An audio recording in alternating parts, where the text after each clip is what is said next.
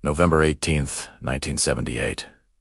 Deep within the thick, isolated jungles of Guyana, one of the most horrifying discoveries in modern history was waiting to be uncovered. As investigators slowly entered a remote settlement known as Jonestown, they were met with a scene so disturbing that many would never forget it for the rest of their lives.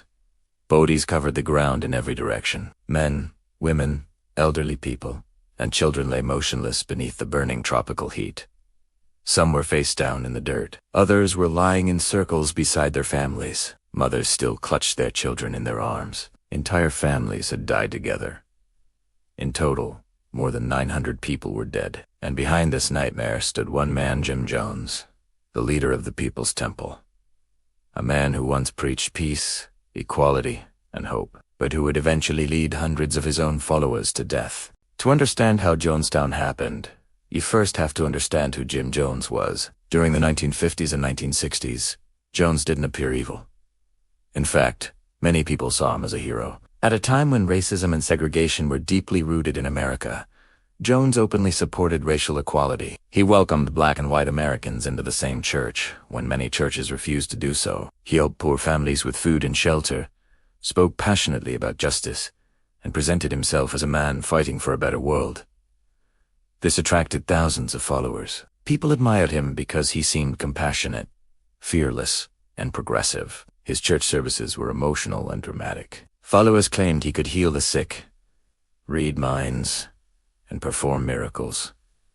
Crowds cried while listening to him preach. Many believed he had been chosen by God. But behind the public image, Jim Jones was changing. The more power he gained, the more controlling and paranoid he became. He demanded complete loyalty from his followers and slowly isolated them from friends and family outside the church. Members were encouraged to confess personal secrets publicly, allowing Jones to manipulate and humiliate them later if they disobeyed him. He controlled where people lived, who they spoke to, and how they spent their money. Followers handed over their savings, homes, and possessions to the church because they believed Jones was building a better future for humanity. Anyone who questioned him was labeled a traitor or enemy. Some members were publicly punished, beaten, or psychologically tortured during church meetings. Over time, fear replaced faith. People no longer followed Jones simply because they admired him.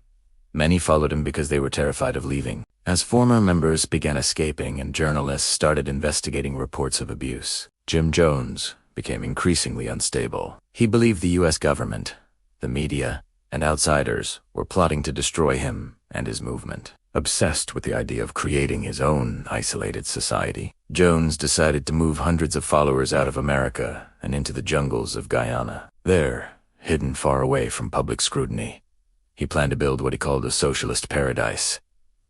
A place free from racism, capitalism, and oppression. That settlement became known as Jonestown. At first, many followers believed they were starting a new and meaningful life, but the reality was brutal. Jonestown was isolated in the middle of dense jungle, surrounded by heat, insects, mud, and endless wilderness. The living conditions were terrible. People worked long, exhausting hours farming land under the scorching sun while surviving on very little food. Armed guards patrolled the compound day and night, making escape nearly impossible. Loudspeakers blasted Jim Jones' voice across the settlement for hours at a time, even during the night, repeating political speeches, warnings, and threats. Jones constantly told followers that enemies were coming to destroy them. He claimed the outside world was evil and that only Jonestown could keep them safe. Sleep deprivation, fear, and constant psychological pressure slowly broke people down mentally. Some members realized they had made a terrible mistake.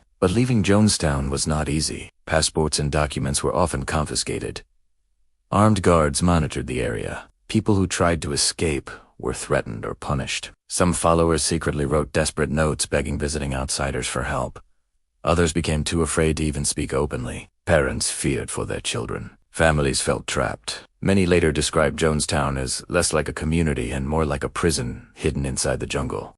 Then came the event that would destroy everything. In November 1978, Leo Ryan traveled to Guyana after hearing disturbing reports from former members and worried relatives back in the United States. Ryan wanted to investigate whether people were being abused or held against their will inside Jonestown. When he arrived, the settlement initially appeared peaceful. Residents smiled, performed music, and praised Jim Jones in front of visitors. But beneath the surface, fear was everywhere. During the visit, several members secretly approached Ryan and his team, slipping them notes that begged for rescue. The messages revealed the horrifying truth. Many people desperately wanted to escape. As Ryan prepared to leave with a group of defectors, panic spread through Jonestown. Jim Jones realized that if members escaped and exposed the truth, everything he had built would collapse. At a nearby airstrip, as Congressman Ryan and others attempted to board planes, armed gunmen loyal to Jones suddenly opened fire. Chaos exploded across the runway. People screamed and ran for cover as bullets tore through the crowd. Congressman Leo Ryan was killed, along with several journalists and others were severely wounded. The attack shocked the world and marked the point of no return. Back in Jonestown, Jim Jones gathered the remaining followers together for one final meeting, exhausted, terrified, and emotionally broken.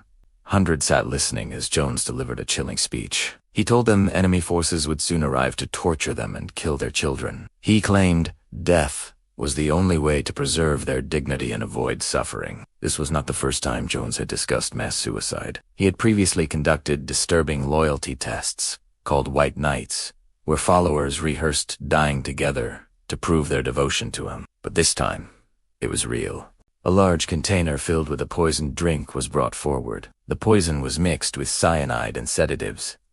According to survivors, children were given the poison first. Parents watched as their sons and daughters began screaming, convulsing, and dying in front of them. Panic spread throughout the crowd, but armed guards surrounded the area. Some people willingly drank the poison because they believed Jones completely. Others were forced. The sounds of crying, screaming, and chaos filled the jungle as hundreds collapsed to the ground. Within a short time, more than 900 people were dead, including over 300 children. When authorities finally entered Jonestown the next day, the sight was almost unimaginable. Bodies covered the ground across the settlement in massive rows. Many victims had died holding hands or embracing loved ones. The tropical heat caused the scene to become even more horrifying. In the middle of it all, Jim Jones himself was found dead from a gunshot wound beside his chair. Whether he killed himself or someone else pulled the trigger remains debated, but the damage had already been done. The Jonestown Massacre became one of the deadliest cult tragedies in modern history and shocked the entire world. People struggled to understand how so many individuals could follow one man into such horror. But experts later explained that Jonestown was not built overnight. It was created slowly through manipulation,